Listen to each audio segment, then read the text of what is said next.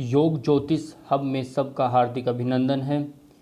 और नवंबर 2017 का आज अंतिम भाग हम पढ़ रहे हैं। बचे हुए 5 प्रश्नों को इस कक्षा में हल करेंगे और इसी के साथ आज आपका 2017 के दोनों पेपरों का संपूर्ण अभ्यास हो जाएगा। आज का पहला प्रश्न वह ये है कि मोक्ष का क्या अर्थ है। मोक्ष का क्या अर्थ है? अब कर्तव्य का भाव है क्या? नहीं है। आनंद है क्या? नहीं है। भौतिक आवश्यकताएं नहीं है। मोक्ष का मतलब होता है कि आध्यात्मिक बोध होना। आध्यात्मिक जब चेतना का जब बोध होता है तो वो आपका मोक्ष कहलाता है। ये बिल्कुल सही है और बाकी तीनों गलत हैं, इसका आपने ध्यान रखना है।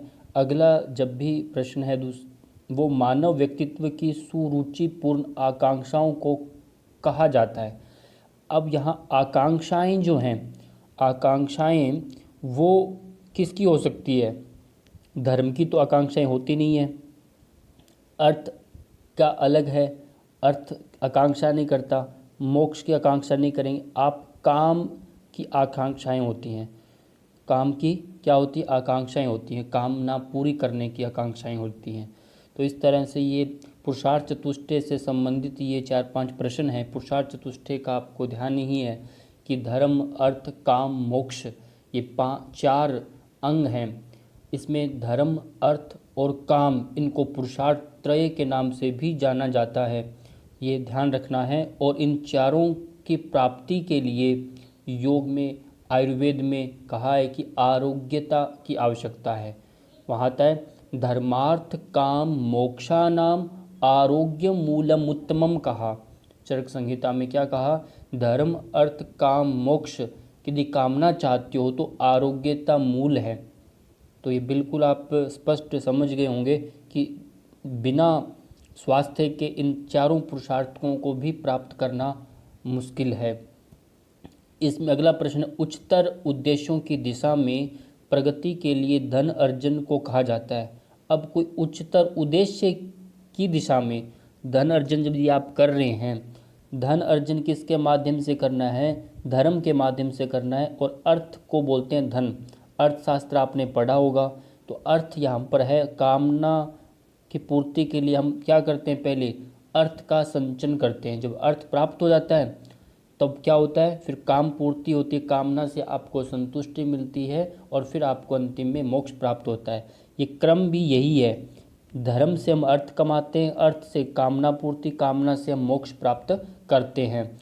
यदि धर्म को छोड़ दिया जाए, आजकल हो क्या रहा है? धर्म को छोड़ करके सारा काम आगे का प्रोसेस पूरा हो रहा है। यानी धर्म को छोड़ दिया और मोक्ष का जो संसाधन ये वाला पार्ट है इसको भूल गए हम। योग का सही उद्देश्य यही है कि जो आप, इसलिए वहाँ क्या कहा अष्टांग योग के अंदर? अष्टांग में सबसे पहले यम नियम आता है। आपको ध्यान है, यम नियम ही धर्म है, सार्वभौमिक है। वहाँ कहा जाति देश काल समय अनवच्छिन्ना सार्वभौमा महाव्रतम। वहाँ जाति देश काल इनका कोई भेदन नहीं है, ये सार्वभौमिक है। इसलिए सार्वभौम जो सत्य होता है वो धर्म ही है। तो वहाँ उन 10 का यम नियम का जब पालन करते हैं तो धर्म का आगे का चरण वो एक बुनियाद है। उसके बाद हम अपने शरीर को साधते हैं, शरीर के बाद प्राणायाम करते हैं। वो सब अपने शरीर को स्वस्थ बना के, प्राणों को स्वस्थ बना के अर्थ और कामना पूरी करते हैं। और उसके बाद हम मोक्ष प्राप्ति के लिए आगे अंतिम समाधि अवस्था में पहुंचते हैं। पर हम हो क्या रहा है? सिर्फ बीच वाले 2 भाग इन पर केंद्रित हो गए और ऊपर और नीचे वाले भाग हम लोप ही कर दिया, भूल गए। तो इसलिए हम जब शुरुआत, आधार जब नहीं हो तो मंजिल उसकी नहीं मिलती, तो वह ऐसे ही बीच में घूमता रहता है। अगला प्रश्न ये है कि आध्यात्मिक उपलब्धि किसके बिना संभव नहीं है? किसके बिना संभव नहीं है वो आपने देखना है। किसके बिना संभव नहीं है? आध्यात्मिक गुण होना चाहिए क्या? या आध्यात्मिक उपलब्धि तो लिखा ही है, आध्यात्मिक गुण होना चाहिए, मानसिक गुण होना चाहिए, शारीरिक गुण होना चाहिए, ऐसा नहीं। क्या होना चाहिए? नैतिक गुण होना चाहिए। अब वही प्रश्न आ गया, धर्म के अंदर आपके अंदर सबसे पहले यम नियम का जो पालन है, यम और नियम इन दोनों की आवश्यकता है। स्पष्ट हो गया। यम और नियम इन दोनों की ही आवश्यकता है, इनके बिना नहीं, क्योंकि वो आपके बाह्य और आंतरिक अनुशासन हैं। ठीक है, उस वो नैतिक नियम है, कुछ हमारे गुण हैं जिसके माध्यम से हम आगे बढ़ सकते हैं। अगला प्रश्न है वह ये है आज का अंतिम प्रश्न, जिसमें लिखा है जीवन के सभी 4 ध्येयों की प्राप्ति का सर्वोत्तम तरीका कौन सा है। सर्वोत्तम माध्यम जो है, प्रक्रिया जो है, कौन सी है। ज्ञान योग है क्या है, ज्ञान योग से हम क्या सब चारों ध्येयों की प्राप्ति कर सकते हैं क्या, नहीं है। कर्म योग से भी नहीं है और भक्ति योग भी नहीं है। हम किससे करते हैं, अष्टांग योग के माध्यम से। अष्टांग योग ही एक ऐसा माध्यम है जो सबसे सरल और सुलभ है, जो आपको स्वास्थ्य का भी सिंचन करता है, नैतिक का भी आपको विकास देता है गुणों के साथ साथ, और आपको आगे ले जा कर के मन का कंट्रोल करते हुए अंतिम में समाधि में लेके जाने का कार्य करता है। वो है अष्टांग योग। महर्षि पातंजलि योग दर्शन सूत्र के दूसरे अध्याय और तीसरे अध्याय में इसमें चर्चा में मिलती है। और ज्ञान योग, कर्म योग, भक्ति योग, तो ये क्या है, योग त्रिवेणी के नाम से इन्हें जाना जाता है। ये योग त्रिवेणी है, तो इनसे तो ये योग की धाराएं हैं, तो ये भी एक अपना अपने मार्ग हैं जिससे हम मोक्ष प्राप्त कर सकते हैं।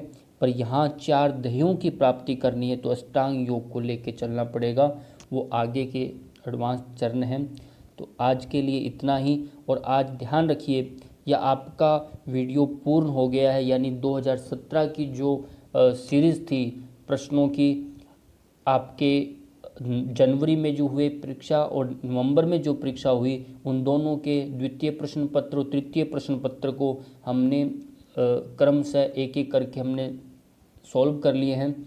इनके जो वीडियो जितने भी हैं, 13 वीडियो पहले की हैं और 13 वीडियो आपके नवंबर वाले की है। ये 26 वीडियो आपको प्लेलिस्ट में आपको मिल जाएगी, वहाँ से आप इनको देख के क्रम से इनको पढ़ सकते हैं, याद कर सकते हैं। और जैसा भी आपको लगे, वीडियो अच्छा लगे, बुरा लगे, आप कमेंट शेयर करिए, बताइए, ताकि आने वाले जो आगे 2018 का वीडियोस जो होंगे तो उनमें हम सुधार कर सकें।